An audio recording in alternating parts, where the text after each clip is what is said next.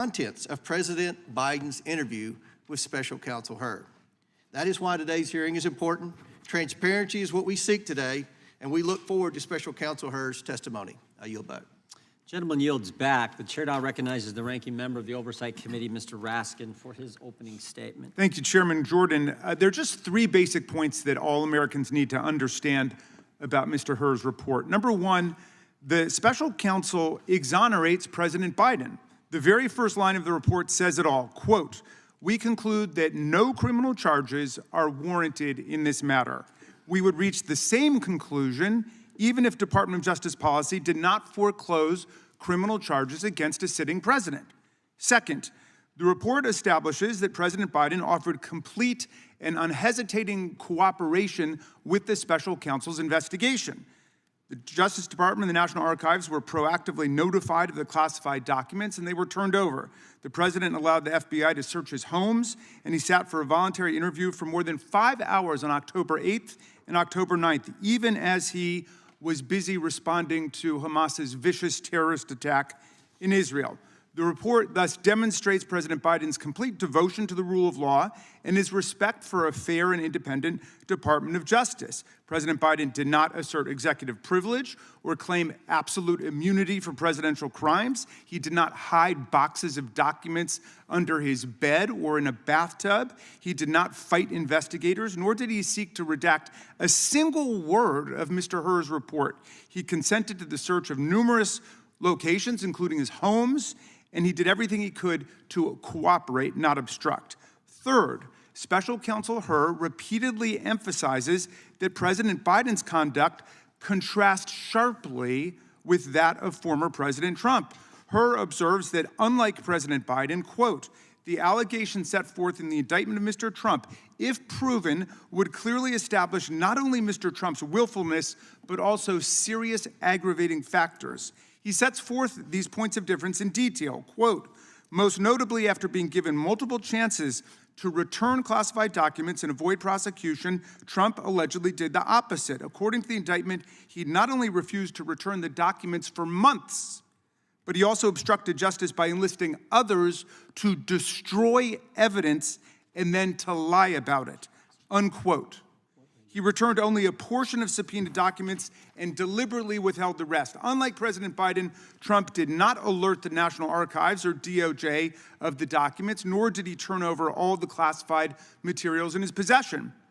He did not agree to sit down for a voluntary interview with the special counsel. He never consented to a search of his home. On the contrary, Trump suggested that his attorney hide or destroy evidence requested by the FBI and the grand jury. Trump carefully instructed his aide to move boxes of classified documents to hide them from the FBI. Trump tried to delete incriminating security tape footage from Mar-a-Lago, and he got his attorney to provide a false certification to the FBI saying he had produced all the documents in his possession. He did not. Given that this report is so damning in the contrast between Biden and Trump, it is hard for me to see why our colleagues think that this hearing advances their flailing and embarrassing quest to impeach the President of the United States. What America sees today is evidence of one president who believes in the rule of law and works to protect it, and one who has nothing but contempt for the rule of law and acts solely in pursuit of his own constantly multiplying corrupt schemes. I yield back. Gentleman yields back. Without objection, all other opening statements will be included in the record. We will now introduce today's witness. The Honorable Robert Hur was appointed as a special counsel in January 2023 to investigate the removal and retention of classified documents discovered at the Penn Biden Center for Diplomacy and Global Engagement. He previously served as the Principal Associate Deputy Attorney General at the Department of Justice and as the United States Attorney for the District of Maryland. He was a law clerk for Chief Justice William Rehnquist and also clerked for Judge Alex Kaczynski on the Ninth Circuit Court of Appeals. We welcome our witness and thank him for appearing today. We will begin by swearing you in. Mr. Hur, would you please stand? Raise your right hand. Do you swear or affirm under penalty of perjury that the testimony you're about to give is true and correct to the best of your knowledge, information, and belief, so help you God? Let the record reflect that the witness has answered in the affirmative. Thank you, and you can be seated. Please know that your written testimony will be entered into the record in its entirety. Accordingly, we ask that you summarize your testimony. Mr. Hur, you may begin with your opening statement. Make sure you get that mic on if you could, Mr. Hur. Thank you. Thank you, Chairman. Chairman Jordan, Ranking Member Nadler, Chairman Comer, Ranking Member Raskin, members of the committee, good morning. I'm privileged to have served our country for the majority of my career, a decade and a half, most of those years with the Department of Justice. I have served as a line prosecutor, a supervisor, the principal associate deputy attorney general, a United States attorney, and a special counsel.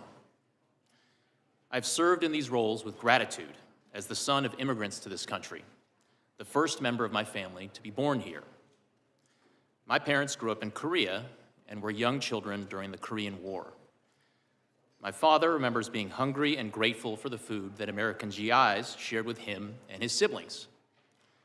My mother fled what is now North Korea in her own mother's arms, heading south to safety.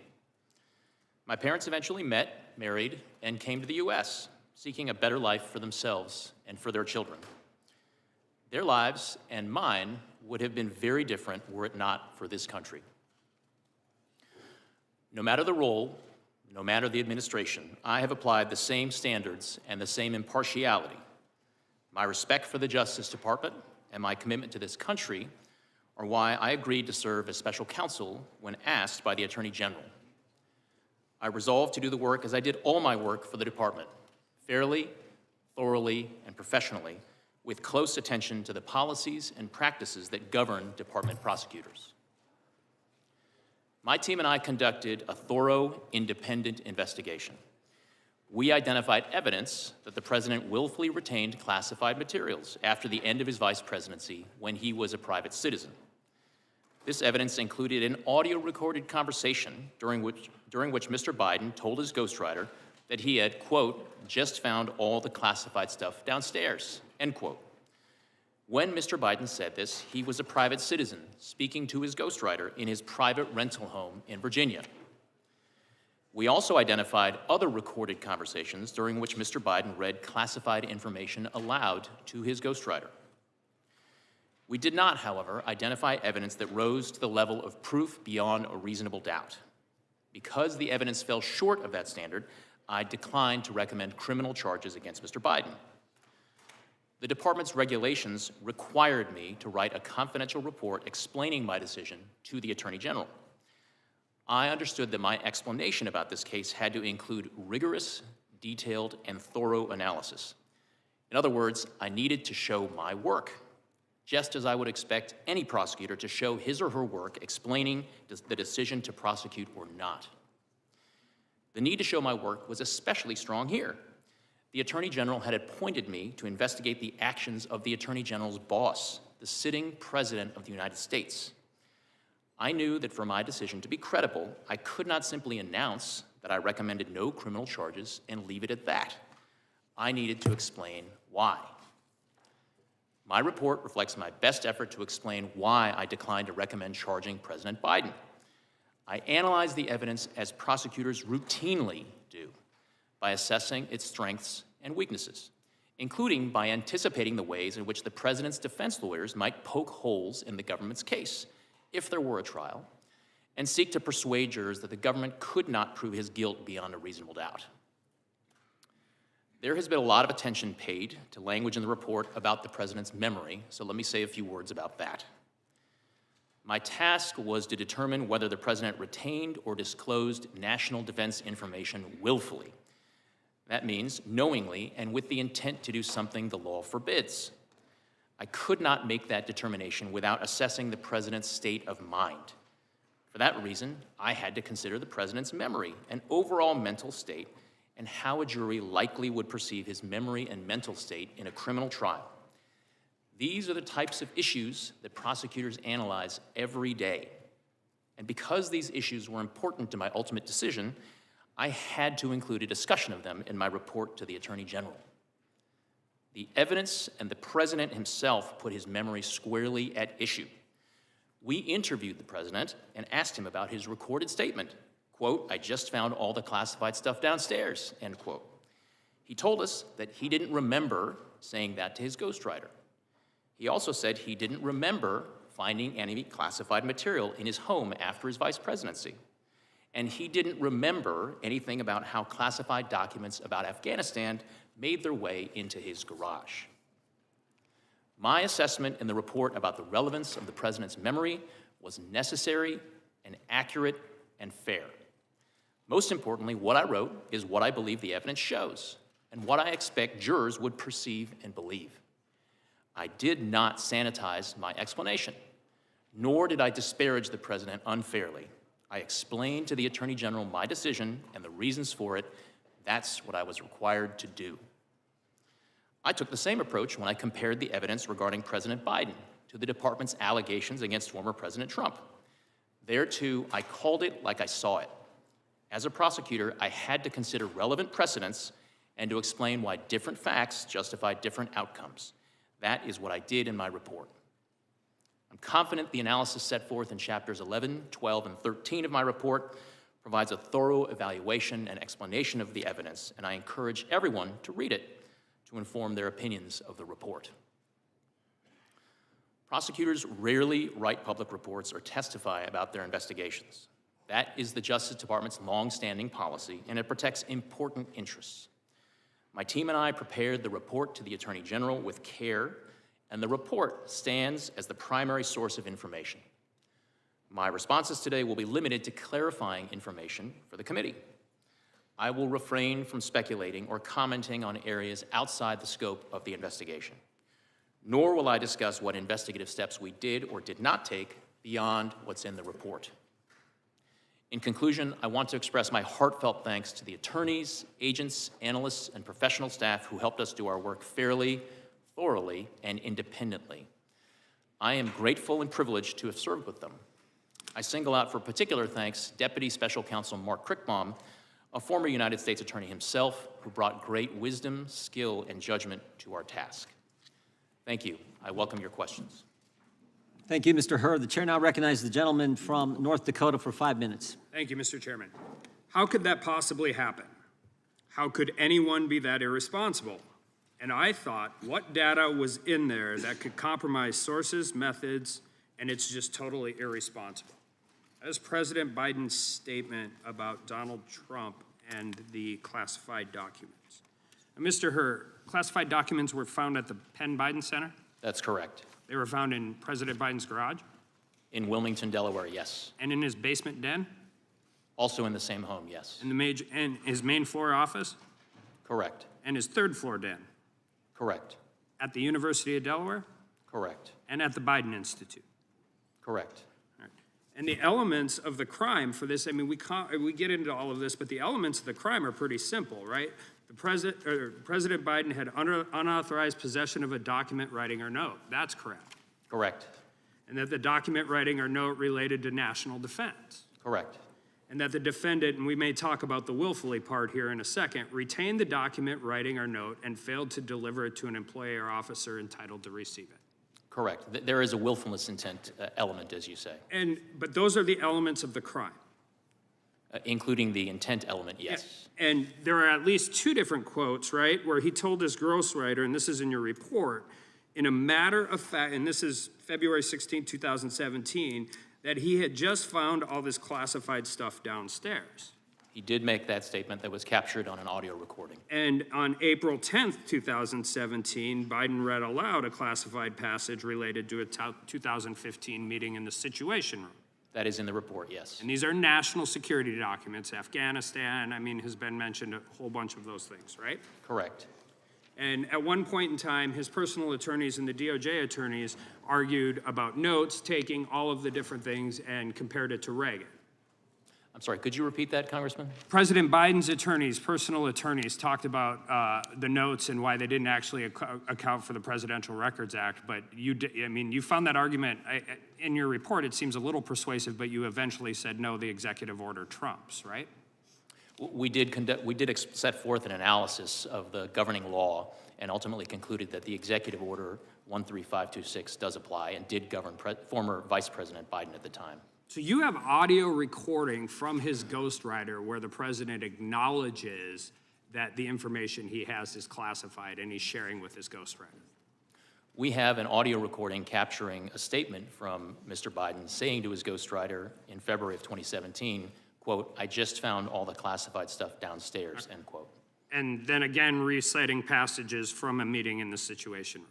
Yes, And those are in President Biden's own words, correct. right? So and the ghostwriter has no classified, he has no clearance, no classified clearance to anything, correct? That is our understanding, that Mr. Zwanitzer was not authorized to receive classified information. Okay, so the elements are possessed documents, the documents related to national defense, and willfully retained those documents, and in this case, shared them with somebody who was not allowed to receive them. There are different subsections of 18 U.S.C. 793. One subsection relates to the willful retention, and another relates to disclosure of national defense information. Well, I mean, the willful retention, we've got the Penn Biden Center, the garage, the basement den, the main floor office, the third floor den, the University of Delaware, and the Biden Institute. We have a 50-year career of a person who has not been very great at dealing with classified documents throughout, even prior to his time as vice president, when he was in the U.S. Senate, right? We do address each set of those documents in the report, Congressman. So the difference, but I think this is really important because the difference is it appears just from reading the report, and we heard all about exonerated and all of those different things. It appears from the report he met every actual element of the crime. So I want to talk about the department principles on federal prosecution, because that actually has nothing to do with the underlying elements, correct? It's whether or not you can prove this at trial. Under the department's justice manual and the principles of federal prosecution, a prosecutor has to assess the evidence and determine whether, in his or her judgment, the probable outcome will be a conviction at trial. So whether or not you meet the elements of the crime, which I think it's clear that he does, the second part of this is this, and that's where it gets into the sympathetic, well-meaning elderly man with a poor memory. You could have just said we don't prosecute sitting presidents, but you did not. And you entered this, but that doesn't have anything to do with the actual elements of the crime. That has to do with getting a conviction at trial, correct? Well, Congressman, part and parcel of a prosecutor's judgment as to whether or not a conviction is the probable outcome of trial is assessing how the evidence identified during the investigation lines up with the elements and what proof can be offered to a jury during a trial. Sure, but his well-meaning elderly old man has nothing to do with the underlying elements of the crime. Well, it certainly has It's a something. presentation to the jury. It certainly has something. Gentleman can respond. It certainly has something to do with the way that a jury is going to perceive and receive and consider and make conclusions based on evidence at trial, Congressman. Time the gentleman has expired. The chair now recognizes the ranking member of the Judiciary Committee, Mr. Natter. Thank you. Thank you, Mr. Chairman. Mr. Hur, in your written testimony, you say that you found some evidence that the president might have willfully retained classified materials at the end of his vice presidency, correct? Correct. But ultimately, you concluded that you could not prove that charge in a court of law. In your words, you, quote, did not identify evidence that rose to the level of proof beyond a reasonable doubt, close quote, correct? That was my judgment. You have been a prosecutor for a long time, Mr. Hur. Would you agree that there's no such thing as being a little bit charged for a crime? You're either charged or you're not, correct? Could you please repeat the question, Congressman? Would you agree that there's no such thing as being a little bit charged for a crime? You're either charged or you are not charged, correct? Yes, it is binary. Either one is not Thank charged you. or charged. So just to be clear, because so many people have taken your words out of context, your ultimate conclusion was that President Biden could not be charged with a crime because even after your thorough investigation, you could not find sufficient evidence to charge him, correct? My conclusion was that based on my evaluation of the evidence as a prosecutor. Don't feel buzz, correct? I'm sorry, Congressman, I didn't hear your last question. I said based on your conclusion, your ultimate conclusion is that President Biden could not be charged with a crime because even after your thorough investigation, you could not find sufficient evidence to charge him. Correct or not correct? My ultimate conclusion was that criminal charges were not warranted. Correct. Now let's talk about why. I have limited time, so please, when I say correct or not correct, answer the question. Now let's talk about why, in sharp contrast to President Biden, President Trump faces 40 charges related to the unlawful retention of highly classified documents. That is, of course, apart from the additional 51 counts in cases alleging that he incited a rebellion and lied about his finances. You found that President Biden reported the possible classified documents in his possession to the FBI as soon as he learned of them, correct? There was a voluntary disclosure by the President's counsel to authorities relating to the discovery of classified documents at the Penn Biden. Let's contrast this with President Trump. Are you aware that the FBI only learned that Trump was in possession of classified material after the National Archives discovered them? Congressman, I am not intimately familiar with the facts relating to former President Trump. I'm prepared to comment on them to the extent that I address them in the Okay. report. You write in your report that President Biden, quote, would not have handed the government classified documents from his own home on a silver platter if he had willfully retained those documents for years, close quote. In other words, part of understanding President Biden's intent was that he quickly and voluntarily returned those documents to the government, correct? That was a factor in our analysis, yes. Thank you. By way of contrast, to the best of your knowledge, why did the Department of Justice seek a warrant to search Mar-a-Lago? Congressman, I am not familiar with those deliberations. That is a matter that I had no participation Well, in. I'll tell you, it was because they were concerned that Trump had lied about possession of those documents and might conceal or destroy them. Special Counsel Smith found that President Trump obstructed his investigation by suggesting that his attorney falsely represent to the FBI and grand jury that Trump did not have the documents called for by the grand jury subpoena. At any point in your investigation, did you have any reason to believe that President Biden lied to you? I do address in my report one response the President gave to a question that we had posed to him that we deemed to be not credible. Was it clear he didn't lie? I'm sorry, Congressman. The report is clear that he didn't lie, or that he caused his staff to lie to you, and that he didn't cause his staff to lie to you. Your report is clear on that. You agree that causing someone to lie to the FBI is a classic example of obstruction of justice? It is an example of obstruction, yes. Thank you. Trump also obstructed the Smith investigation by directing one of his employees to move boxes of documents to conceal them from Trump's attorney, from the FBI, and from the grand jury. At any point in your investigation, did you find that President Biden directed his staff to conceal documents from you or anyone else? We did not reach that Okay. conclusion. You would agree that hiding documents is a classic example of obstructing an investigation? It is an example of obstruction. Thank you. Donald Trump instructed his staff to delete security footage so that the FBI and special counsel could not see how he had tried to move and hide documents. Do you agree that attempting to delete video footage in this manner is plainly an attempt to obstruct an investigation? Congressman, I don't want to characterize the evidence in the case against former But President. if that happened, would you agree that deleting video footage is plainly an attempt to obstruct an investigation? Congressman, it's the type of evidence that prosecutors would Okay. consider in To sum up, Donald Trump is charged with willfully retaining classified documents and conspiring to conceal those documents, and he's facing additional charges for lying to investigators. Isn't that correct? Those are allegations that are in a pending Matter of indictment public against record. former President Trump. And the reason why President Biden is not facing a single charge, Mr. Hur, is not because you went easy on him, but because after reviewing 7 million documents and interviewing nearly 150 witnesses, including the president himself, you could not prove that he had committed a crime. I yield back. Gentleman yields back. The gentleman from, Mr. McClintock, gentleman from California is recognized. Thank you. Mr. Hur, I first want to get this straight. Is it now okay if I take home top secret documents, store them in my garage, and read portions of them to friends or associates? Congressman, I wouldn't recommend it, but I don't want to entertain any hypotheticals at this point. Was it okay? I mean, I can do that now under this new doctrine? Again, Congressman, I wouldn't recommend that you do that, but Well, I don't want to. you've essentially said so in your report, and certainly it would be exculpatory if I simply told you, hey, I'm getting old, I don't remember stuff the way I used to. Congressman, I'm not here to get into hypotheticals. I'm here to talk about the facts and the work that I did in the. It's not a hypothetical, this is the issue at hand. You correctly noted in your report that former presidents and other senior officials have been given wide latitude in their possession of classified information, and I believe your decision not to prosecute Biden for the same offense is consistent with that precedent. But the problem is that precedent changed with the administration's decision to prosecute Donald Trump.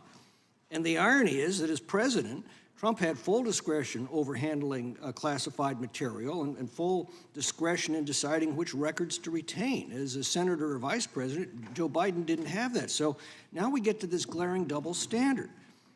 I think it would be toxic to the rule of law on its face if it was just two ordinary citizens.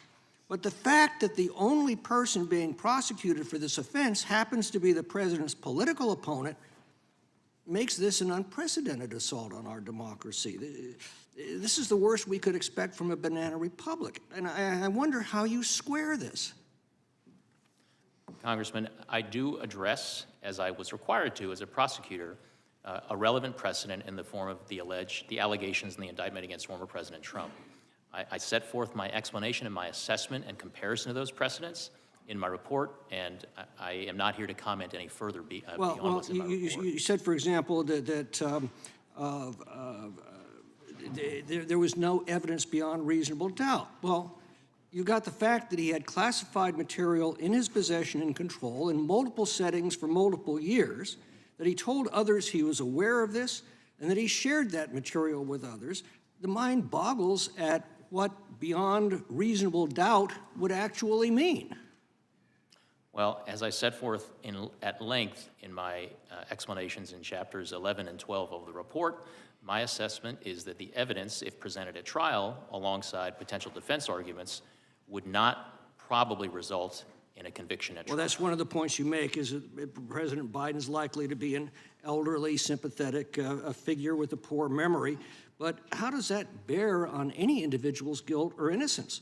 Isn't that, again, a question for a judge or jury to decide after guilt or innocence is determined? It is. And again, here's the problem. Donald Trump's being prosecuted for exactly the same act that you've documented that Joe Biden committed. Congressman, if I understood your question correctly, you said, isn't that a question for a jury? And it most certainly, through the lens of My question is, does that bear on the guilt or innocence of an individual?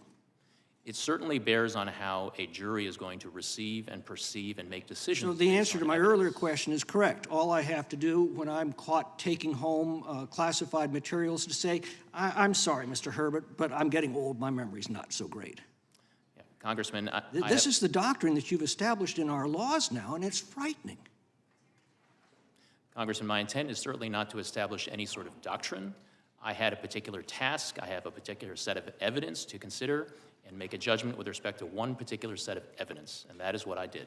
Well, Mr. Hur, here's the fine point of the matter. The foundation of our justice system is equal justice under law. That's what gives the law its respect and its legitimacy. And without it, the law is simply force, devoid of any moral authority. Justice is depicted as blindfolded for this very reason. It doesn't matter who comes before her. All are treated equally. You destroy this foundation, and the rule of law becomes a sick mockery. It becomes a weapon to wield against political rivals and a tool of despotism. And I am desperately afraid that this decision of the Department of Justice is now crossed a very bright line. And I yield back. Gentleman yields back. Chairman, I ask for unanimous consent to introduce the State of the Union into the hearing. Without objection, that'll be introduced. The ranking member is recognized for unanimous consent. Mr. Chairman, Mr. Chairman, I ask unanimous consent that a copy of an article in this morning's Washington Post entitled "Full Transcript of Biden's Special Counsel Interview Paints Nuanced Portrait. The President doesn't come across as absent-minded as Hur has made him out to be." Without objection. Thank you. Chair now recognizes the gentlelady from California for 5 minutes. Thank you, Mr. Chairman, and thank you, Mr. Hur, for being here today. I found your report very interesting, and I learned some things about it. The law and the precedents. There are clear differences between the cases and precedents set by Presidents Reagan, Trump, and Biden. Now, it was widely known that President Reagan kept diaries from his presidency that included classified information. What I didn't know and learned in your report was that the Department of Justice, quote, repeatedly described the diaries in public court filings as Mr. Reagan's personal records, unquote, and that no agency ever attempted to remove his diaries. That's on page 195 of your report. Very interesting. So the investigation found that President Biden believed that his notebooks were his personal property, including work and political notes, reflections, to-do lists, and more that he was entitled to take home. You found that on page 232. So while much of his notebook was work-related, he still had some purely personal subjects like, again, I quote, gut-wrenching entities about the illness and death of his son, Beau, and that's on page 82 and 253 of your report. So it's clear, based on the Reagan precedent, that no criminal charges were warranted in this matter relative to personal notebooks. Now, I want to be clear that although the notebooks contain some very personal information and President Biden considered them his personal property, the president allowed your team to seize and review all of the notebooks you found. Is that correct? That is correct. Now, that's in stark contrast to ex-President Trump's case. He obstructed and diverted all the investigations. Now, you also interviewed President Biden about other classified documents you found outside his notebooks, didn't you? Yes, Congresswoman. So did the president tell you that he believed any documents other than his own handwritten work were his personal property? Yes or no? We did not hear that from the president during his interview. So again, it's very different from ex-President Trump. Ex-President Trump said all of the documents marked classified were his personal property.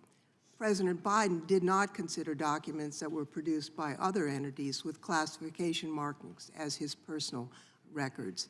Now, I think, since the majority has tried to assert that there is a disparity based on politics in the differences in the prosecution, it's worth quoting page 11 of the report, which says, and I quote, "Several material distinctions between Mr. Trump's case and Mr. Biden's case are clear.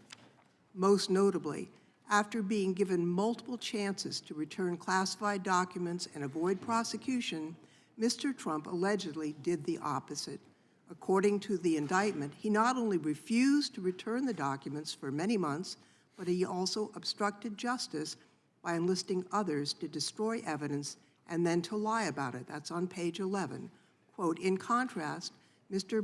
Biden turned in classified documents to the National Archives and the Department of Justice, consented to the search of multiple locations, including his homes, sat for a voluntary interview, and in other ways cooperated with the investigation." It's clear that these cases are not the same.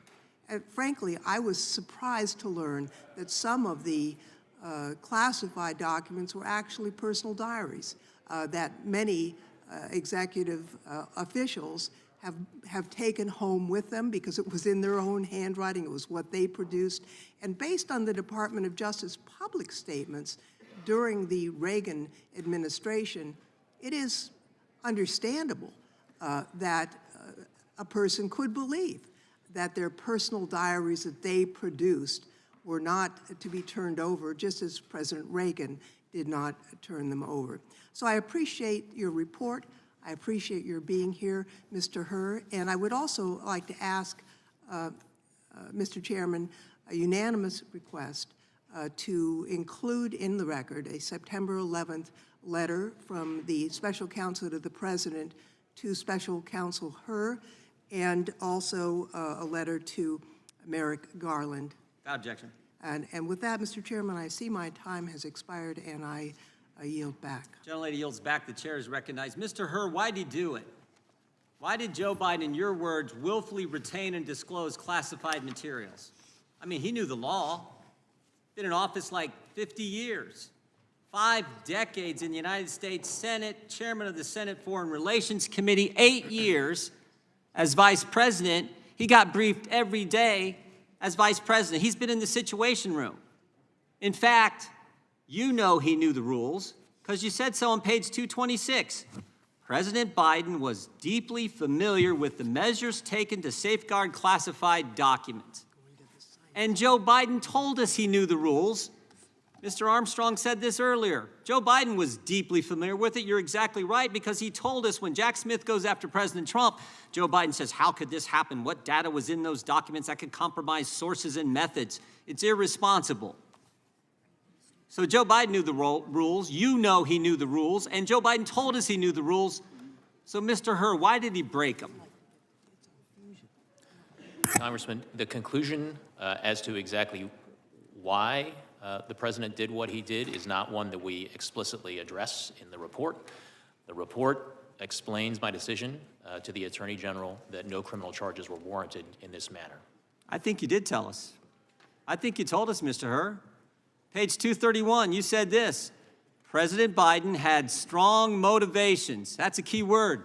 We're getting to motive now. President Biden had strong motivations to ignore the proper procedures for safeguarding the classified information in his notebooks. Why did he have strong motivations? Because, next word, because he decided months before leaving office to write a book. To write a book, that was his motive. He knew the rules, he broke them because he was writing a book. And you further say, and he began meeting with the ghostwriter while he was still vice president. There's the motive. Mr. Hur, how much did President Biden get paid for his book? Off the top of my head, I'm not sure if that information appears in the report. Sure but does. There's a dollar amount in there. You remember? I don't, it may be $8 million if $8 that's accurate. million. Joe Biden had 8 million reasons to break the rules. Took classified information and shared it with the guy who was writing the book.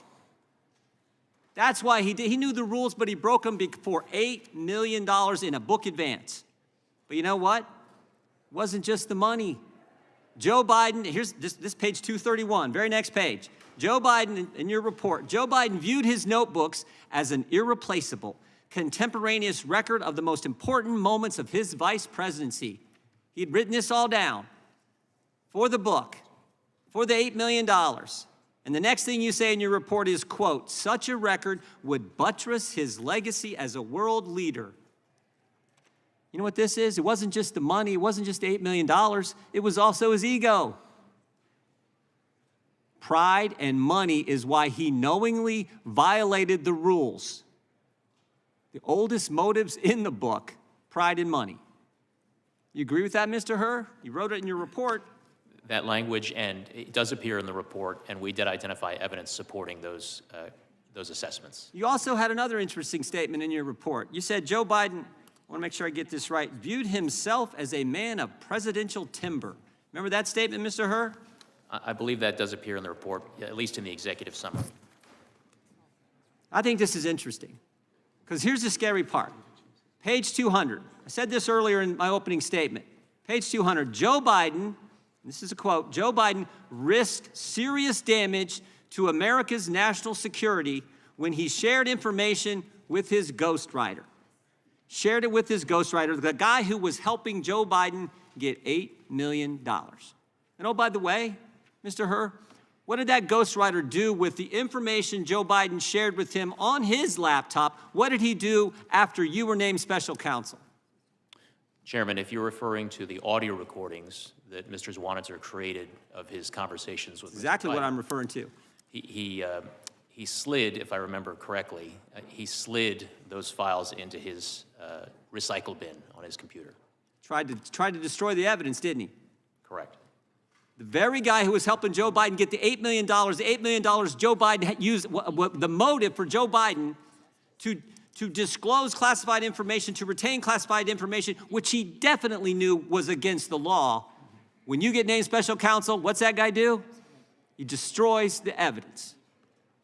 That's the key takeaway in my mind. That's the key takeaway. I yield back. Is it Mr. Raskin? Gentleman from Maryland for 5 minutes. Thank you, Mr. Chairman. Mr. Hur, your report starts with the line, we conclude that no criminal charges are warranted in this matter. Have you had any reason to change your opinion about that? No, Congress. No, Ranking Member. You highlight the independence and support you got from the Attorney General and DOJ. Have you changed your mind about that? I have not. The report describes President Biden's cooperation in your requests. He allowed his homes to be searched. He answered questions for hours in the midst of a global crisis. Have you had any reason to change your mind about that? No, Ranking Member. All right. You also repeatedly contrast Biden's cooperation with the conduct of Donald Trump. You say, quote, Most notably, after being given multiple chances to return classified documents and avoid prosecution, Mr. Trump allegedly did the opposite. According to the indictment, he not only refused to return the documents for many months, but he also obstructed justice by enlisting others to destroy evidence and then to lie about it. Have you any reason to change your judgment about the differences between President Biden's cooperation and the former president's non-cooperation? No, I continue to stand by those words in my report. With such a striking contrast, our colleagues have switched over from being impeachment investigators for constitutional high crimes and misdemeanors, which is how this whole thing started, to being amateur memory specialists, giving us their drive-by diagnoses of the President of the United States, whose soaring oratory, powerful historical analysis, and devastating extemporaneous repartee with even the most skilled ninja hecklers of the Freedom Caucus were on full display at the State of the Union address last week for the whole country to see. The desperate quest to invent an issue is a distraction from the 91 federal and state federal charges that Donald Trump faces now, his staggering civil court losses in New York now totaling more than $500 million, and his full-blown embrace and romance with authoritarian dictators and communist tyrants all over the world, from Viktor Orban in Hungary to Vladimir Putin in Russia, the former head of the KGB, to the communist dictator of North Korea. It's not, this, my friends, this is a memory test. But it's not a memory test for President Biden. It's a memory test for all of America. Do we remember fascism? Do we remember Nazism? Do we remember communism and totalitarianism? Have we completely forgotten the sacrifices of our parents and grandparents in prior generations? While we play pin the tail on the donkey in this wild goose chase, all of these silly games, Donald Trump entertains authoritarian hustler Viktor Orban at Mar-a-Lago for the weekend, and Orban comes out to declare that if we indeed sleepwalk into another Trump presidency, Trump will, quote, not give a single penny to Ukraine. That's what all of this is about.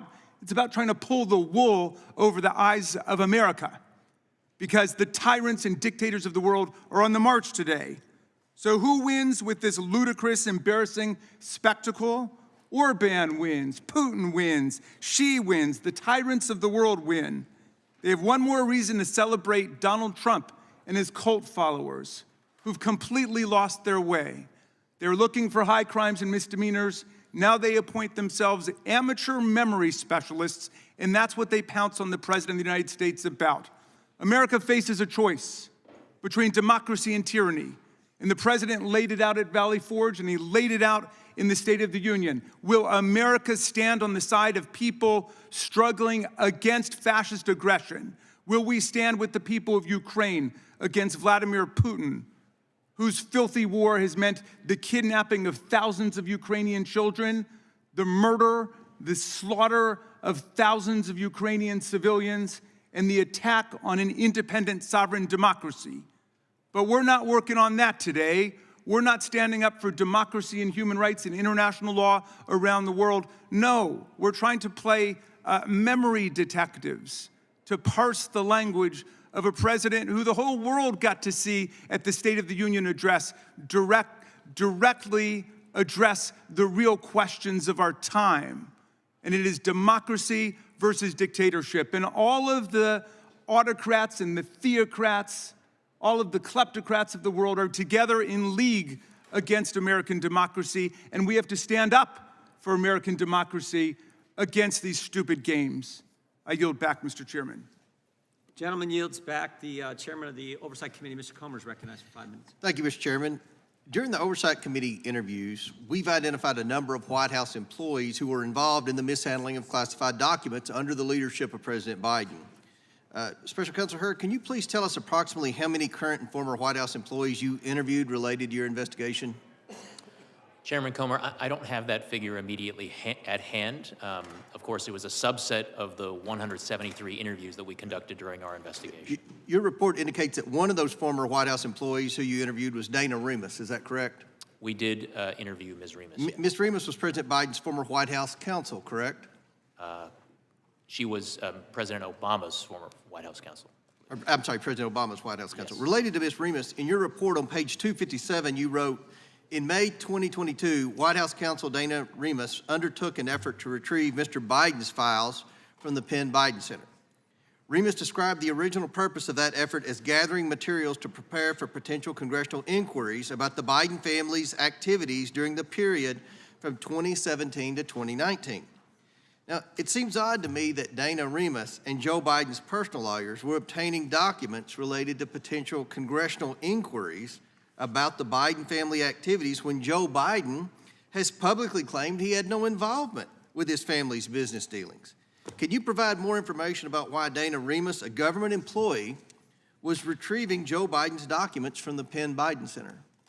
Chairman, I am able to tell you and clarify information that appears in the report about relevant, significant sources of information, but I am not in a position to be able to go beyond that. When you interviewed President Biden, did you ask him what documents he possessed at Penn Biden Center that could be related to a potential congressional inquiry about his family's activities? We asked President Biden a wealth of questions about all of the different sets of classified materials that were recovered during the course of our investigation. Did anything pertain specifically to our congressional inquiry of President Biden that you recall? If there are more specific aspects of it that you have in mind, Chairman, that would be helpful to me. Interest pertaining to his family's influence peddling activities? If it's helpful, Chairman, Appendix A does list in table chart form a brief description of all of the marked classified documents that were recovered in our investigation. We intend to interview Ms. Remus, and the recording or transcript of your interview would be highly relevant to our future questioning of her. Can you confirm that you did, in fact, record her in your interview? It was our practice to record the interviews that we conducted, Chairman Gomer. Additionally, in the course of the investigation, the Oversight Committee learned from a Penn Biden Center employee that Annie Tomasini, a White House employee, visited the Penn Biden Center in 2021. Did you interview Annie Tomasini in the course of your investigation? Chairman, we do not, the report does not reflect that specific name, but what I can tell you is that the report does reflect that we interviewed the Director of Oval Office Operations, and one of the places that's reflected is footnote 973. Okay. The Oversight Committee interviewed Kathy Chung, a Department of Defense employee and former assistant to Vice President Biden, and learned that Ms. Chung visited the Biden Penn Center in June 2022 after being contacted by White House counsel in May 2022. This was months before classified documents were allegedly found in November 2022. Did you interview Kathy Chung in the course of your investigation? Chairman, I believe that the substance relating to the subject that you're asking about appears on page 259 of the report. And while the name Kathy Chung does not appear in the text of the report, there are references to interviews of an executive assistant, including at footnote 988. Good. The Oversight Committee also learned from its interviews with Penn Biden Center employees and Kathy Chung that Dana Remus, Anthony Bernal, and Ashley Williams, all at the time White House employees, then visited the Penn Biden Center on different occasions before the alleged discovery of classified materials in November 2022. Did you interview these individuals during your investigation? We interviewed many individuals, and I can assure you, Chairman, that it was a priority of ours to interview all the relevant sources of information about these documents, how they got there, who knew about them, and who accessed them. So again, they were all recorded, is that correct? So there would be recordings? It was our practice to interview recordings, yes, sir. How many White House employees visited the Penn Biden Center before classified materials were reportedly discovered there in November 2022? I don't have according to the White House. Sir, I don't have an exact count of. How many visits to the Penn Biden Center were made by either White House employees or President Biden's personal attorneys before the official discovery of documents in November 2022? I don't have that figure at hand, but that should be detailed in Chapter 14 of the report, sir. Yield back. Gentleman yields back. Gentlelady from Texas is recognized for 5 minutes. Before, Mr. Hur, anytime you need a break, just if you need a break, let us know, because we're going to go a while, as you well know. Thank you, sir. Ms. Jackson Lee is recognized.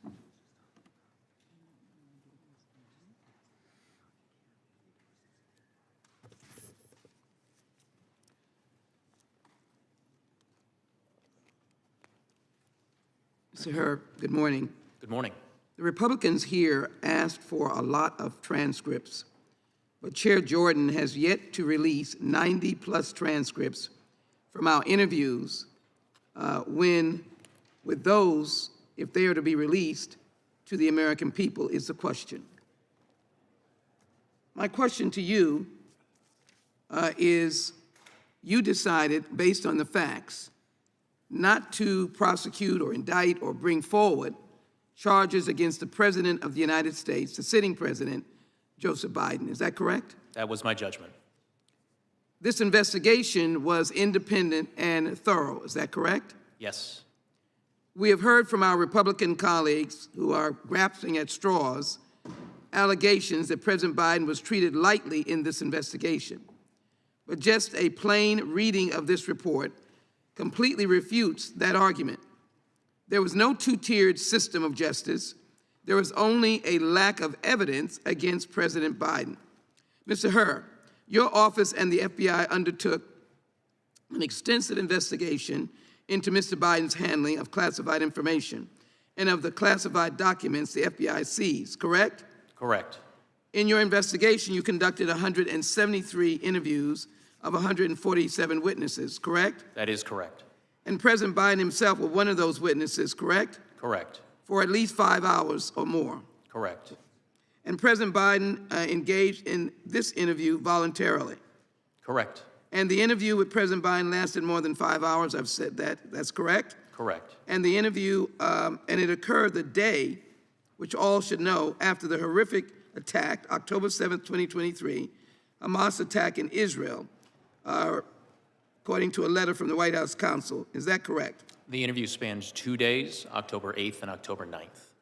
With the president having to be in and out to deal with an international crisis, and after the interview, he provided handwritten answers to additional questions, correct? Congresswoman, I don't recall the president being in and out during our interview to handle the internet. Let me go on. And President Biden allowed investigators to search his private houses. Is that correct? He did consent to the search of his residence. And your investigation collected 7 million documents for review in your investigation. Is that correct? Correct. And this included emails, text messages, photographs, videos, toll records, and other materials from both classified and unclassified sources. Correct. Correct? And you referred or reviewed President Biden's handwritten notes as well, correct? Correct. And you coordinated with the multiple government agencies to organize and complete your investigation, correct? We consulted with numerous agencies to conduct And that classification included reviews of evidence that was seized during the investigation. All right. And that included working with national security experts in the intelligence community to carefully analyze each classified document that was obtained. With respect to marked classified documents, that's correct. We submitted excerpts from the former vice president's notebooks for classification review. And if agencies reviewed classified material and gave it different levels of classification, you classified it as a higher level for the purposes of your investigation, to be thorough, correct? That is reflected in appendices A Thank and you. B. The FBI requested classification review from each identified agency accordingly for documents where multiple agencies had equities. The special counsel's office used the highest level of classification identified by an agency as the current classification of the document. Let me go on. Attorney General Garland appointed you as special counsel over the matter on January 12, 2023, correct? Correct. He authorized you to investigate Mr. Biden's possession of the classified documents, including possible unauthorized removal and retention of classified documents or other records. Correct. At the Penn Biden Center, President Biden's home, Delaware, as well as any matters that arose from the initial investigation or may arise directly from the special counsel investigation. Is that correct?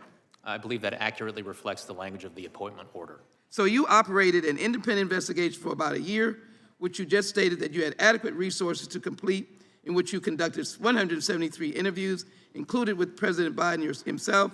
You reviewed 7 million documents, including President Biden's personal records, and searched his home thoroughly. And in this thorough, lengthy investigation, you did not uncover enough evidence to recommend prosecution against the president. Is that correct?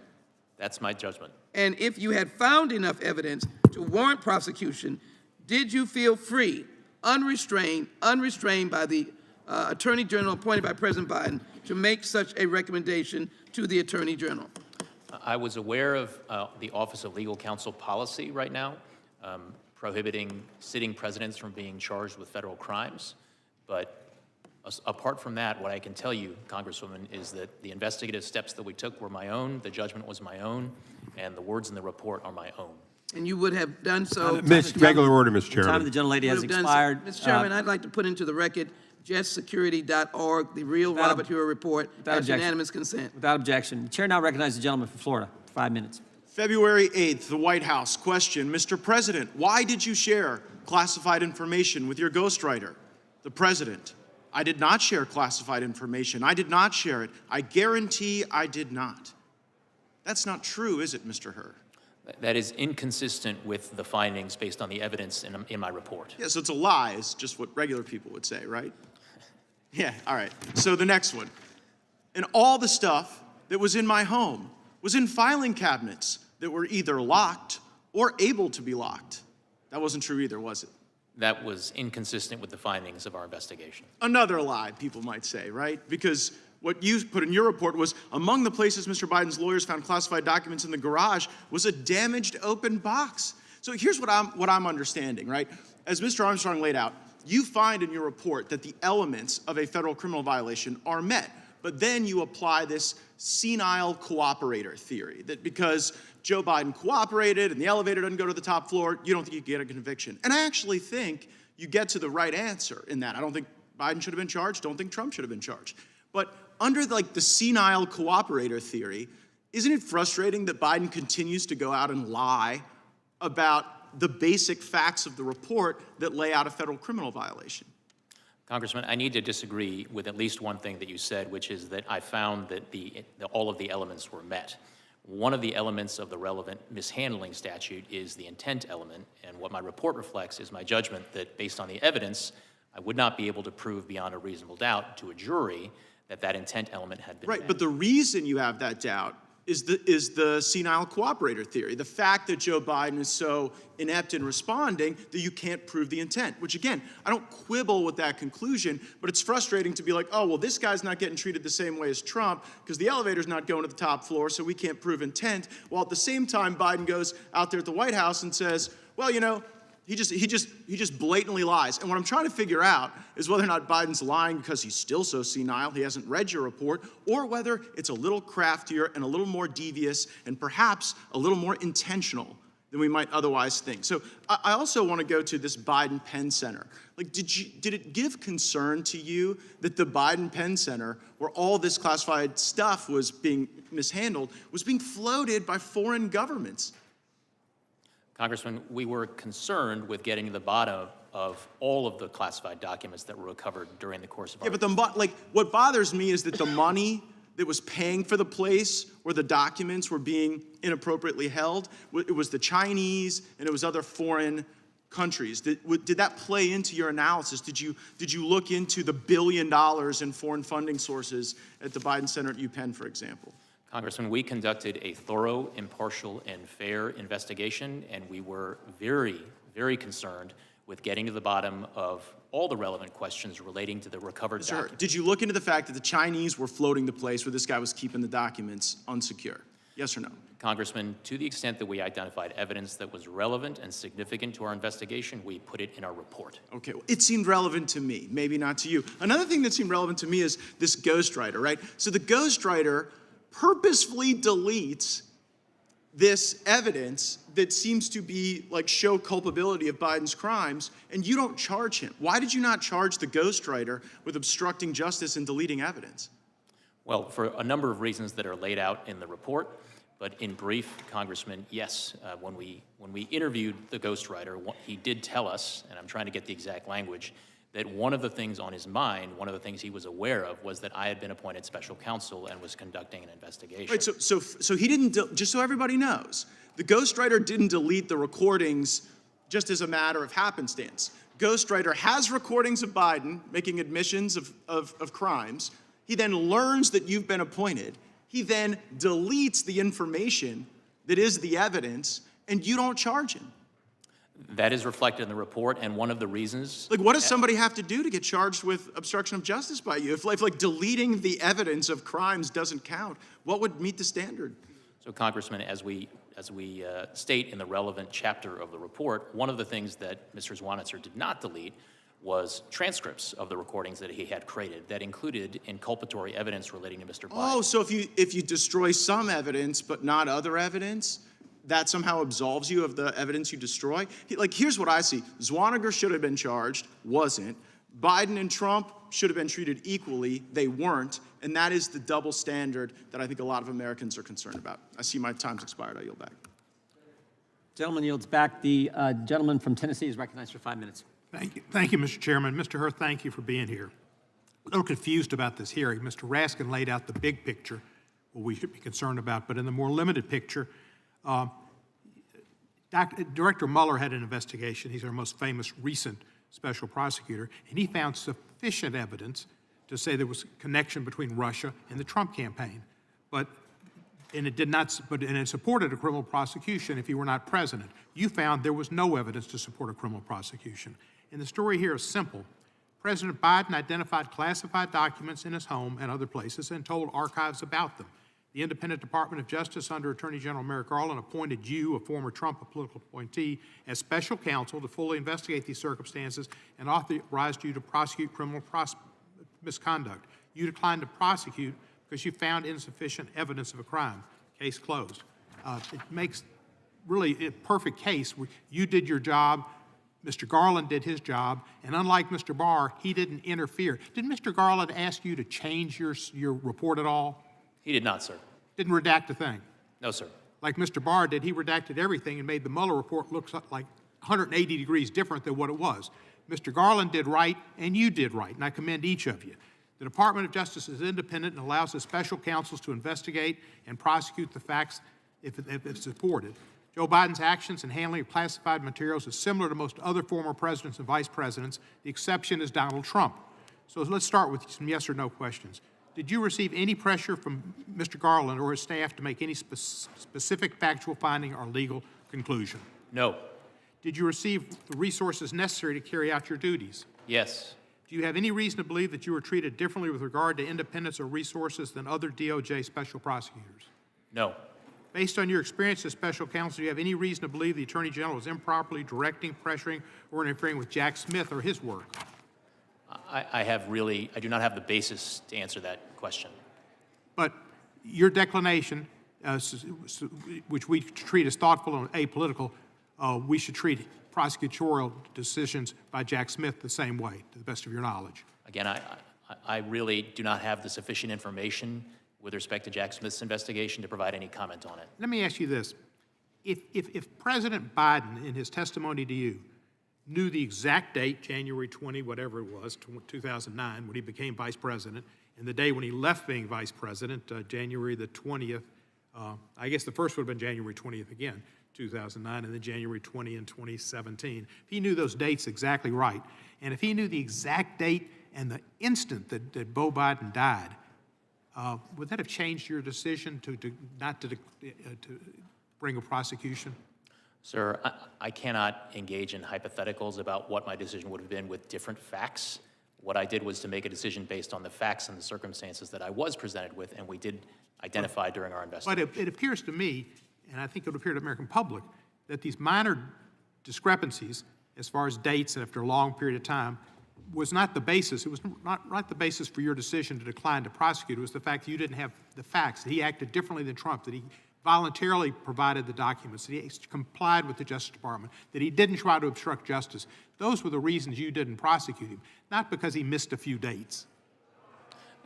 Congressman, my reasons for my declination decision are set out in my report, and I stand by the words in the report, sir. Well, thank you. And I think I'm encompassing them in my what I'm saying to you is that it was not anything to do with his memory why he wasn't chosen to be, you chose not to indict him. It was the difference in the facts in the case and how he dealt with it. The fact is, Mr. Biden sat through 5 hours, and he did an admirable job.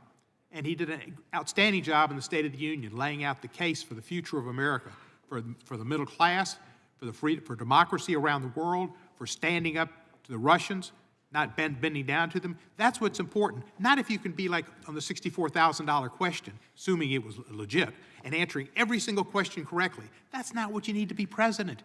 To be president, you need to have values. You need to have an understanding of what values America has and needs to maintain to keep the world safe and peaceful.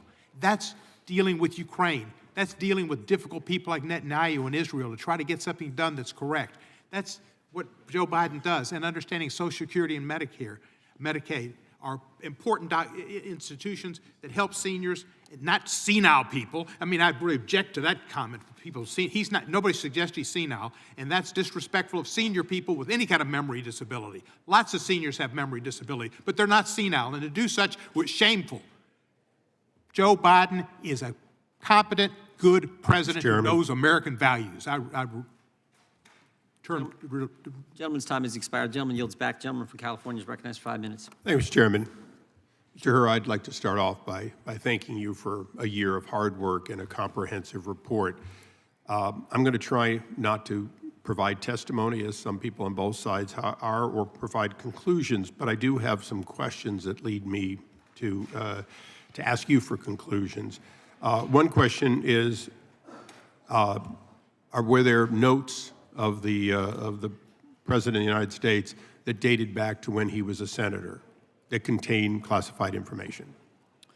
Among the documents that were recovered during our investigation were marked classified documents that dated back to when Mr. Biden was a senator. When he was in his 30s, 40s, 50s? I believe that's correct. And were there documents from the time that he was vice president? Yes. Okay. So there's been a lot to do about, senility, non-senility, poor memory, and so on. But let's just go through something that you deal with as a prosecutor every day. You first start off with a set of initial evidence that indicates there may have been a crime. Is that right? By the time it gets to you, usually you have some evidence that there may have been a crime. I think that is fair, yes. Okay, and in this case, at some point during this investigation where the elements of the crime, including willfulness, were put before you and you reached a personal conclusion that either there was likely guilt or not. Is that correct? Not provable, not in front of a jury, just personal, because you have to make that decision as part of the case, correct? Correct, and I would say I approach the task as I have been trained to as a prosecutor, which is on an iterative basis. The investigation is always uncovering new evidence that you incorporate. Right, so both before, during, and at the end, did you reach a conclusion, notwithstanding his current mental state of being an elderly man with a poor memory and so on, that he did in fact deliberately take documents and held them from back when he was a senator, and we're talking about your personal, not that you could prove it, but personally, did you see a pattern that goes all the way back to him being a senator of taking documents, making notes, and taking them and holding them personally? Congressman, I viewed my task as a prosecutor in this matter to determine what I believed the evidence. No, I appreciate that, and I'm not trying to take away from your conclusion. Some others are debating the conclusion. I'm not debating the conclusion. I just want to go through one element that I think is important. Look, you've prosecuted people in the past and failed to get a conviction. Is that correct? Correct. Okay, you're not a 1,000 perfect batting average. Okay. I can't say that. Yeah. So you went into cases thinking that you would succeed and you didn't. One might say you probably declined to prosecute ones that you might have either gotten a conviction or gotten a plea on. Would you say that's fair to say over your long career? I think that's fair because I take the rules as set forth in the Justice Manual seriously. However, I'm going to presume that you would never prosecute someone you thought was outright innocent. Correct. In this case, did you reach a conclusion that this man was outright innocent? That conclusion is not reflected in my report, sir. Right. So you did not reach that conclusion, or it would have been in your report. I viewed my task of explaining my decision to the Attorney General as being based on my judgment and my assessment of the evidence. Would a conviction at trial be the probable outcome? And that's what's at stake. And I just want to make sure the record is complete in that, because I think it's extremely important. You did not reach an idea that he had committed no wrong. You reached a conclusion that you would not prevail at trial and therefore did not take it forward. Is that correct? Correct, Congressman. Okay. I just want to go through one or two little, these are housekeeping almost. The documents that the president, then vice president, took, which included his own notes, to your knowledge, aren't those covered by the Freedom of Information Act? Potentially. I honestly do not know, Congressman. Aren't they covered by the Presidential Records Act, as every note and every text of the president, the vice president, and members of the cabinet are covered? I think different folks would have different views on whether they're covered by the PRA, Congressman. But isn't it true that he left office leaving no copies of that behind, and that alone was inconsistent with an open and transparent individual, correct? I'm not aware of copies of those materials being left behind, Congressman. Okay, I want to thank you, and Mr. Chairman, I want to thank you for the extra few seconds. I yield back. Gentleman yields back. The gentleman from Georgia is recognized. Thank you, Mr. Chairman. Mr. Hur, you've led a distinguished career, earning your law degree from Stanford University, and you served as a student as executive editor of the Stanford Law Review, correct? Correct. Then you went on to clerk for Judge Kaczynski of the Ninth Circuit, correct? Yes, sir. After that, you ascended to a clerkship with then Chief Justice William Rehnquist on the United States Supreme Court, correct? Correct. And then you later joined the Daddy Bush Department of Justice as a special assistant to known Federalist Society member and now FBI Director Christopher Wray. Isn't that correct? I did spend some time working for former Assistant Attorney General Christopher Wray. And you later joined the Trump Justice Department as the Principal Associate Deputy Attorney General, working as the right-hand man for another known Federalist Society member, Rod Rosenstein. Isn't that correct? I served as Mr. Rosenstein's principal deputy. And then Donald Trump appointed you to serve as U.S. Attorney for the District of Maryland. Is that correct? President Trump nominated me to serve in that position, and I was unanimously confirmed by the United States Senate. That's correct. And thereafter, Attorney General Merrick Garland appointed you to serve as special counsel for the United States Department of Justice to conduct a full and thorough investigation of certain matters to determine whether or not Joseph Biden should be charged with unlawfully removing and retaining classified documents. Isn't that correct? Correct. And nowhere in that order does Attorney General Garland authorize you to conduct an investigation and issue a report on whether President Biden is mentally fit to serve as president. Isn't that correct? That does not appear in the appointment order. And pursuant to your appointment to conclude your investigation, you issued a report that was published by Attorney General Garland, correct? He made it available to Congress, sir. And your report concluded that after a full and thorough investigation, the evidence was insufficient to establish that President Biden had willfully retained classified documents. Isn't that correct? My judgment was that based on the state of the evidence, a conviction at trial was not the probable outcome. And you determined that there was no evidence of willful retention because each time classified documents were discovered to be in the president's possession, the White House notified the National Archives right away. The Biden legal team and the White House fully cooperated with the National Archives during the investigation. Once the DOJ opened the investigation, President Biden and his personal counsel fully cooperated. Isn't that correct? We did identify some evidence of willful retention and disclosure, but we also the point noted is, though, that the president cooperated fully with you. And didn't they never tried to hide any documents from you, did they? The report does note steps of cooperation taken by the president. Thank you, sir. And last but not least, unlike in the Trump classified documents case, President Biden's counsel never falsely certified that there was no classified documents in the president's possession, correct? The report does include some comparisons and contrasts between the facts alleged in the Trump case and the Biden case.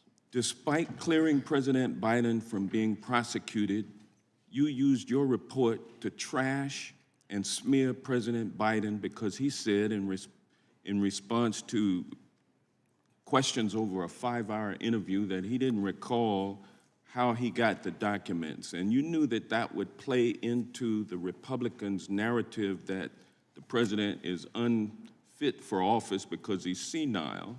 And the American people saw during the State of the Union address that that was not true.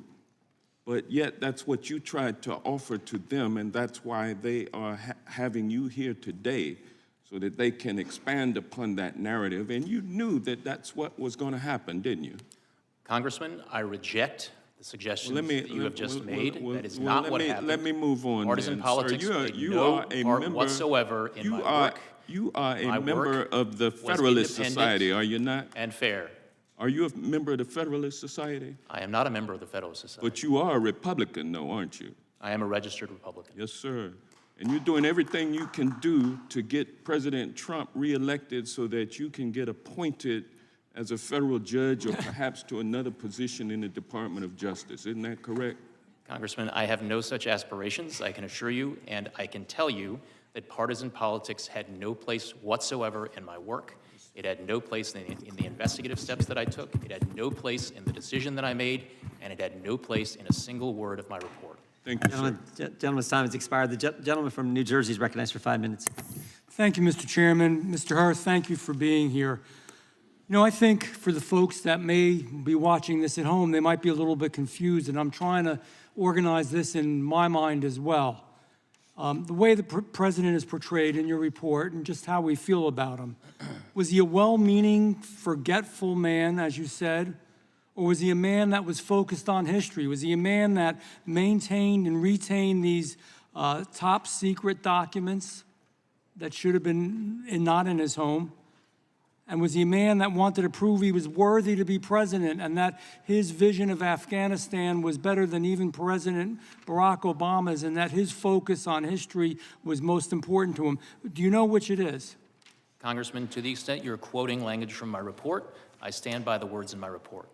So you stand by that he was, and let me quote you exactly, quote, a well-meaning but forgetful old man. I don't think those exact words appear in the report, Congressman, but to the extent that I use words similar to that effect in my assessment of how a jury would perceive Mr. Biden and the evidence relating to him, including his testimony, I do stand by that assessment. So is it accurate to say that in your interview, President Biden retained and disclosed classified materials as a means to bolster his image as a presidential figure? And I'm asking you for yes or no's here because our time is so limited. I believe words to that effect are in my report, So Congressman. the answer is yes. Would you agree that President Biden's intent to showcase his legacy provides a motive for his actions concerning classified materials? Yes or no? It is one of the motives addressed in the report. Yep, to showcase his legacy. Is it accurate to quote your report that classified documents were found in, quote, badly damaged boxes in his garage near a collapsed dog crate, a dog bed, a Zappos box, and an empty bucket? Is that correct? Those words do appear in the report. So that's correct. The answer is yes. Are these secure locations to store classified documents? They are not. Okay, so we got a former vice president who is established to have willfully, purposefully retained classified documents in order to highlight his political stature and show his stature as a presidential figure. We have a former vice president who stored classified documents in very unsecured places. We have a former vice president who will not suffer any consequences for all of these actions, all because we say, well, he's a well-meaning, forgetful old man. You know, if you were kind of a well-meaning, forgetful old man that was driving a car and you forgot what you were doing a little bit and you hit somebody and killed them, I believe you'd be responsible. The law must apply, you know this, to everyone. The standard behind the decision not to prosecute Joe Biden, especially in light of Special Counsel Jack Smith's decision to prosecute President Trump for similar conduct, gives the real appearance of two standards. Just again, it's so much part of this Department of Justice. Justice for thee, but not for me. Special Counsel Hur, has any former president or vice president besides President Trump ever been criminally charged for knowingly retaining classified information after they left office? Yes or no? No. Would you concur that Special Counsel Smith's decision to charge a former president for retaining and disclosing classified information was an extraordinary, unusual, and unprecedented decision? I will not comment on that matter. Well, I'm going to comment. The answer is yes. Special Counsel Hur, these two reports are the culmination, in my mind, of the Department of Justice's two standards, and an example, again, of the Justice Department being weaponized against conservatives. You know, there's another piece to this, too. While I have just a few seconds. We know that when his ghostwriter was speaking to him, he also did recordings. And when he did those recordings, it was clear. In fact, I'll try to quote this here. It was a month in 2017, a month after Biden left as VP. He was aware of top secret classified materials that were, quote, downstairs. Is that true? That is reflected in an audio recording, yes. It's reflected in an audio record, you know. So sometimes he may be sleepy, sometimes he may be forgetful, sometimes he may be cognitively impaired. There's no doubt about that. But man, when it came to his personal legacy, the way he wanted to be remembered, to be sure that he was a big deal, in plain English, in the future, he was willingly and knowingly breaking the law. And it's unfortunate that we have a Department of Justice that will treat one person one way and somebody else a different way. It's a sad day for America. Thank you, Mr. Hur. I yield back. Gentleman yields back. The gentleman from California is recognized. Mr. Hur, I want to ask you about some of the differences between the facts involving President Biden and President Trump. But before I do, I want to refer back to your opening statement in which you said that you did not disparage the president in your report. But of course, you did disparage the president. You disparaged him in terms you had to know would have a maximal political impact. You understood your report would be public, right? I understood, based on comments that the Attorney General had made, that he had committed to make as much of my report public as consistent with legal policy and legal requirements. And you could have chosen just to comment on the president's particular recall vis-a-vis a document or a set of documents, but you decided to go further and make a generalized statement about his memory, didn't you?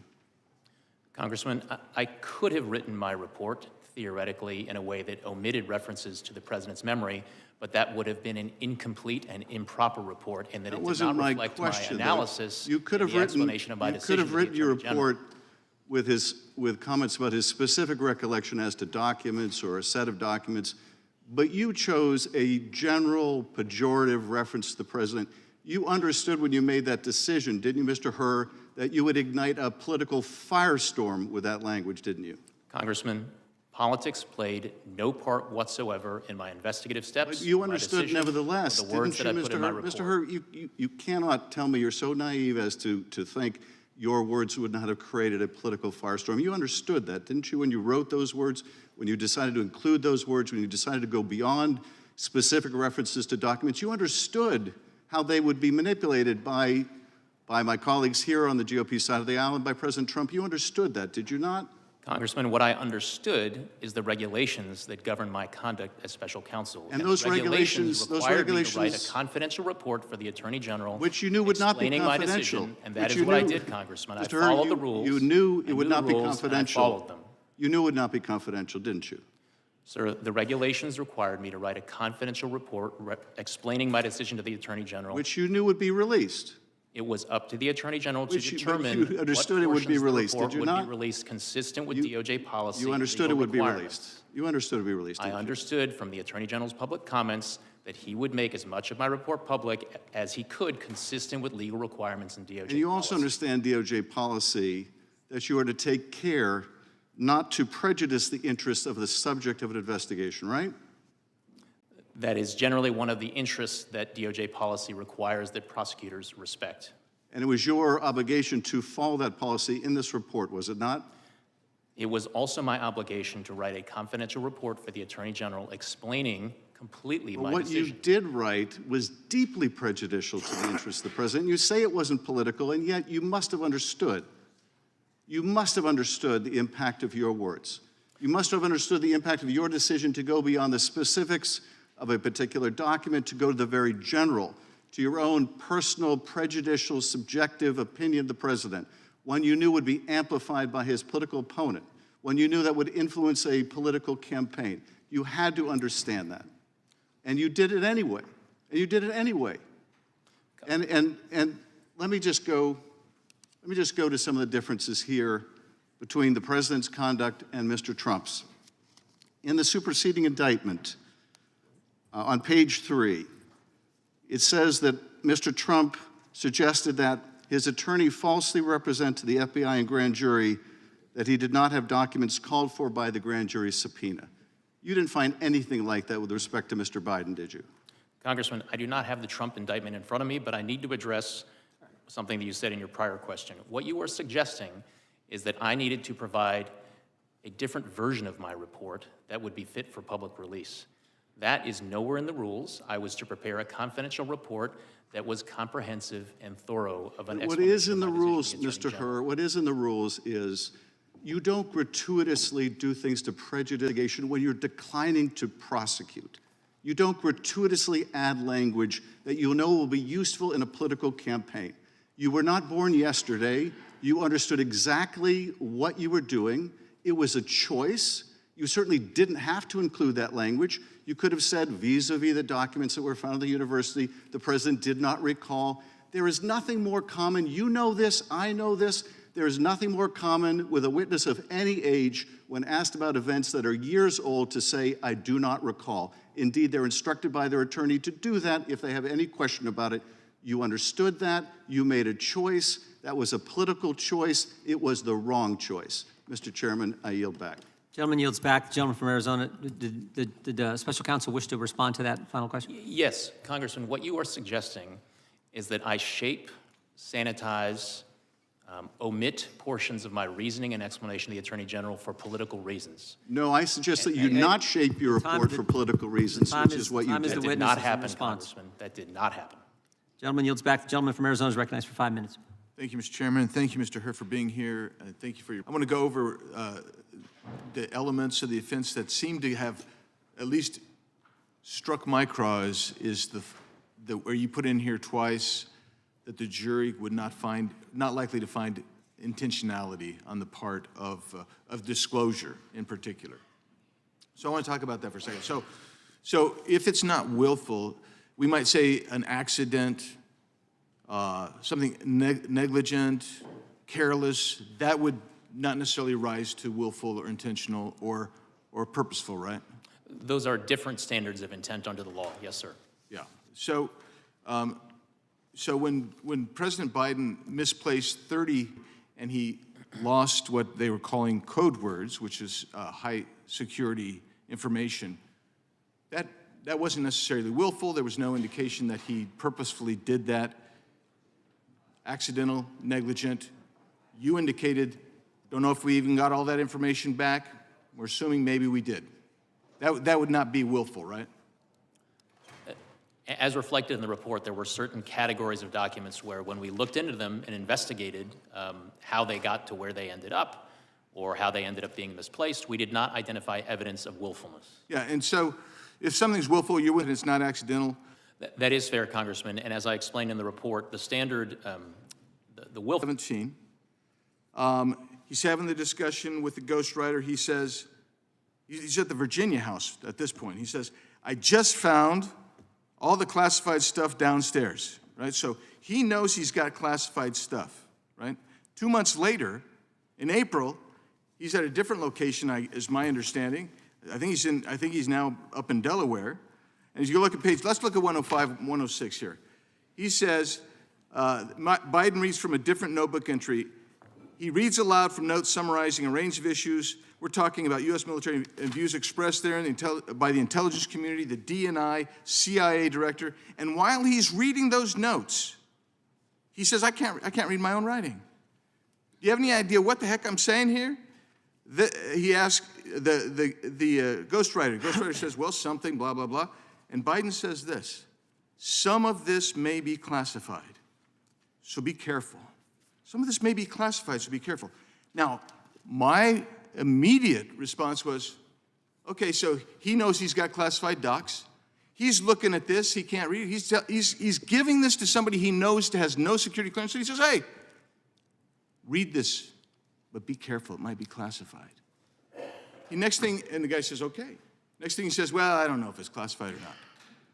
I'm suggesting to you, and this is where you and I have a difference of opinion.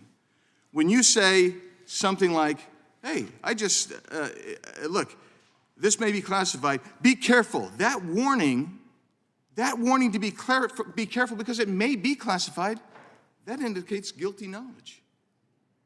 That indicates he might know something more than he otherwise would have. And it indicates, then they go on and they read it. As you point out here, he reads classified information. And it's still classified today. That's on page 106. So when you look at this, it's hard for me to say, well, he was ignorant, he was incompetent, he was accidental. No. He had guilty knowledge. He knew and told the guy that he's going to expose that classified material to, hey, be careful. Be careful. It may be classified. That indicates something a little bit more than mere knowledge. It indicates that he has some intent there. Because the next thing he should have said is, hey, I don't know if it's classified, but we're going to skip over this until that's resolved. He didn't do that. What he said is, read it anyway. Yield back. Gentleman yields back. The gentleman from California is recognized for 5 minutes. Mr. Hur, I was moved by your parents' immigrant story and how that has shaped you. And their story is a story that so many of us know through our constituents. It's the story of America. It's a story that the guy who appointed you would end if he was in charge again. It's a story that most of the folks on the other side of the aisle seek to block every day in this room, but it's a story that's persuasive. You want your report to be received with credibility, is that right? My goal was to provide a thorough explanation of my decision to the Attorney General as I was required to do. And as I said in my opening statement, I felt that I needed to show my work. And you want to be received as credible, right? That would be helpful and laudable, yes. Well, a lot has changed since 2018 for the person who appointed you, former President Trump.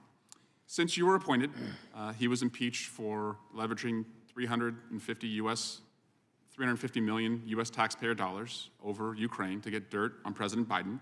He was then impeached a second time for inciting an insurrection.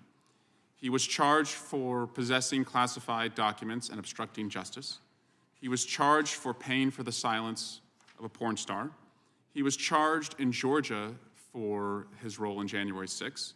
He was charged in the District of Columbia for his role in January 6th. He owes $400 million to the state of New York for defrauding the state through his taxes, and he has been judged a rapist. You want to be perceived, understandably, as credible, and so I want to first see if you will pledge to not accept an appointment from Donald Trump if he is elected again as president. Congressman, I'm not here to testify Seems like an today easy about answer, what will happen in the future. considering what I just laid out. I'm here to talk about the report and the work that went into it. And But you don't want to be associated with that guy again, do you? Congressman, I'm not here to offer any opinions about what may or may not happen in the future. I'm here to talk about the work that went into the report, which I stand by. There were no limits on you as to what you could charge President Biden by the Attorney General, is that right? The decisions that I made that are reflected in the report are my own. And you did not bring any charges, is that correct? Correct. There were no limits on John Durham and his investigation of the prior administration when he was special counsel, is that right? I don't believe I have the information required to answer the question about the Durham investigation. Well, he sat in the same chair that you're sitting in. He told us that he also investigated President Biden and President Obama and did not bring any charges. President Biden sat for an interview with you over 2 days for approximately 10 hours. Is that right? A little over 5 hours, Congressman. Over 2 days. Correct. You know, that's in sharp contrast to a guy who did not sit for an interview when the Mueller investigation took place. That was Donald Trump. Did not sit for an interview when he was impeached in this committee room by the Judiciary Committee. Did not sit for an interview when the second impeachment occurred and he was invited to sit for an interview for his role in January 6th. And did not sit for an interview in the January 6th case or the classified documents case. Chairman also has not sat for an interview in his own subpoena, but Joe Biden has. I now want to turn you to the transcript and day 1, page 47. You said to President Biden, you appear to have a photographic understanding and recall of the House. Did you say that to President Biden?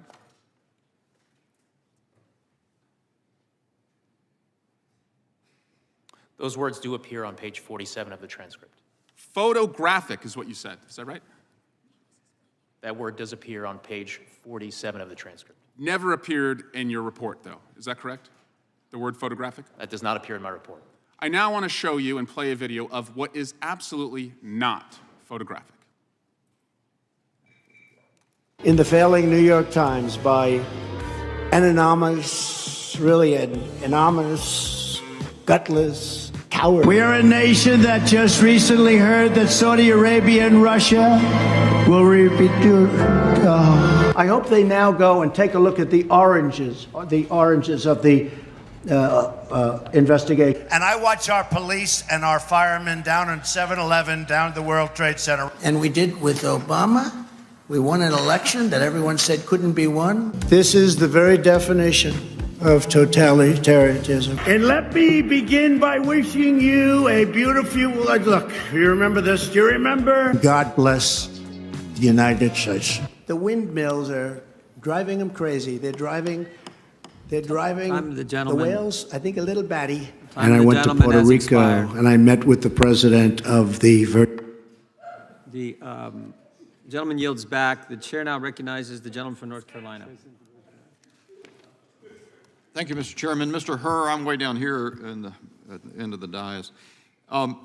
I think today the Justice Department released the transcripts of the interviews with President Biden. Are you aware of that? I understand that to be true, yes. Did you have any involvement in the decision or the timing of the release of the transcripts? No, Congressman. Did you make any recommendation about the release of the transcripts or being done or not? I did not. That was above my pay grade. Yeah, I don't know why they've been released so close to this hearing, but it sort of, it impacts our ability to evaluate your report and ask you questions about it. But there's one point, just as an illustration, on 221 of your report, you're describing, I think, as the Afghan pack or something like that about in 2009, I think is the information came from. And you say, as one reason not to prosecute, Mr. Biden says, in addition, Mr. Biden told us in his interview that he does not recognize the marking confidential as a classification marking. To him, the marking means the document should be held in it is classified. And footnote 866 is a reference, and it refers to the Biden 10-9-23 transcript at 24 and 25. Now, we have that now, but we haven't until this morning. But I just want to read from that exchange. This is on page 24 at line 15. Mr. Crickbaum. So this is a typewritten document. It's got a confidential, what appears to be a stamp at the top. And the top of the document indicates it's from the American AM Embassy, Kabul. It's dated what appears to me to be November 09. The only question I have for you about this, Mr. President, is the confidential marking. Do you recognize that to be a classification marking? President Biden, confidential doesn't want to get around. It's not in a category, I don't think, of code word, top secret, that kind of thing, but I don't even know where it came from. Mr. Crickbaum, are you familiar with confidential as a level of classified information? President Biden, well, if I got a document that said confidential, it would mean that no one else could see it but me, and you give it or the people working on this issue. Mr. Crickbaum, and are you aware that among certain categories of classified information, there is top secret, secret, and there's also a category of classified information called confidential. Is that something that you are aware of or not? President Biden, yes, I was aware of it. I don't ever remember when I got any document that was confidential that was meant for me to read and or discuss with the people who sent me the memo, so. And then it trails off. So as I read those answers, they're equivocal. He at first says he doesn't know. Do you recognize that to be a classification marking? He said no, and then goes on to explain. But then Mr. Crickbaum came back and he said, are you aware that among certain categories of classified information, there's also a category of classified information called confidential? And he says, yes, I was aware of it. So Mr. Hur, just in that one instance, there seems to be a discrepancy between the conclusion in the report or the summary of the evidence in the report and what the transcript says. Can you offer any guidance to this committee why you would put that summary in your report as opposed to saying that he gave inconsistent answers, or in fact, why didn't you nail down in the transcript which was the right answer? He's given answers that says no, and then he says yes. Why didn't you pursue it until you knew? Congressman, the report reflects our best efforts to summarize and characterize the evidence in the investigation, including the investigation we received from the president himself during our interview of him. But as you point out, the transcripts of the president's interview over 2 days are now available to the committee for their inspection, and the members are able to draw their own conclusions based on the transcripts that are now available to them. Well, and I appreciate your answer.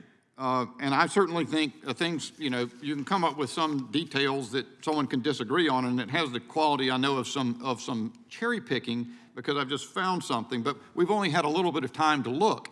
I don't think it serves this process well for the Justice Department to dump these transcripts into the public right now. If they were going to be released, they should have been released at a proper time.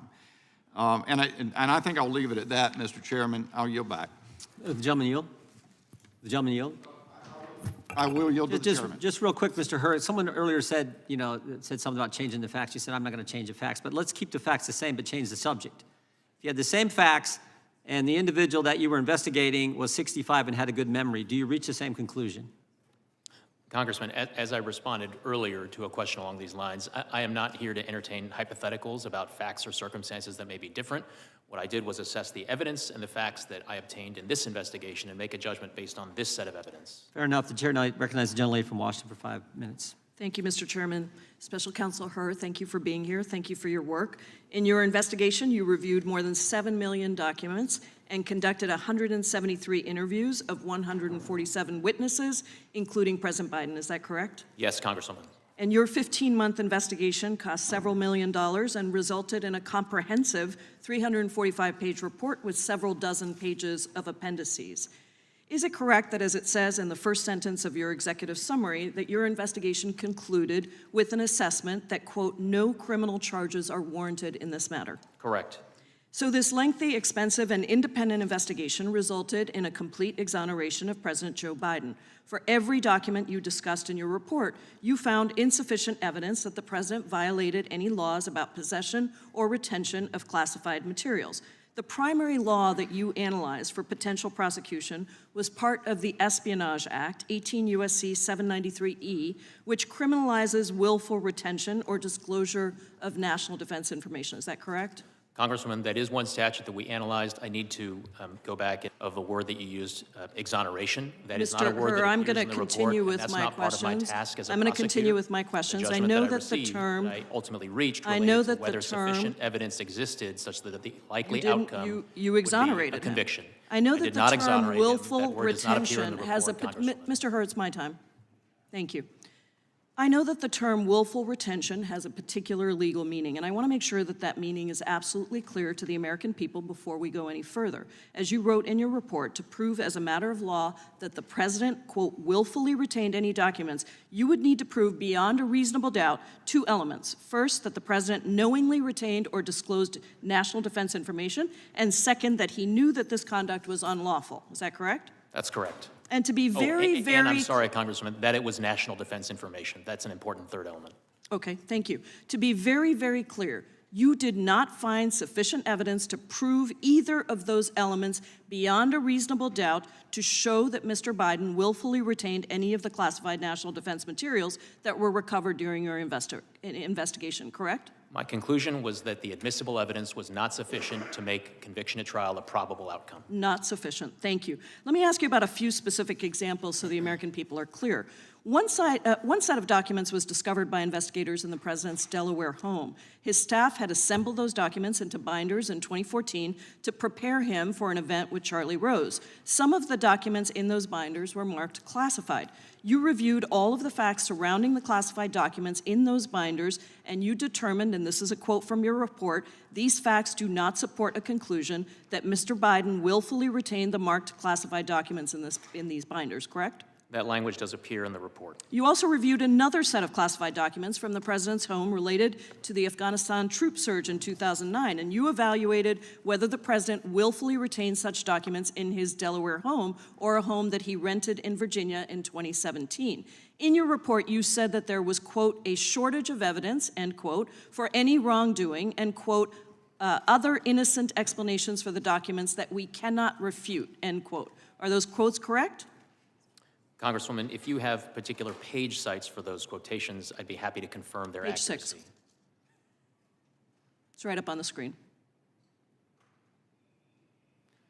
With respect to the two quotes that are on the screen, in addition to this shortage of evidence, there are other innocent explanations for documents we cannot refute, and we conclude the evidence is not sufficient to convict, and we decline to recommend prosecution. I was just going to get to that, and you concluded that, Those quotes quote, do the appear on evidence page 6 is of not the report. sufficient to convict, and we decline to recommend prosecution, end quote. Those are your words in the report, correct? Those words appear in the report. Thank you.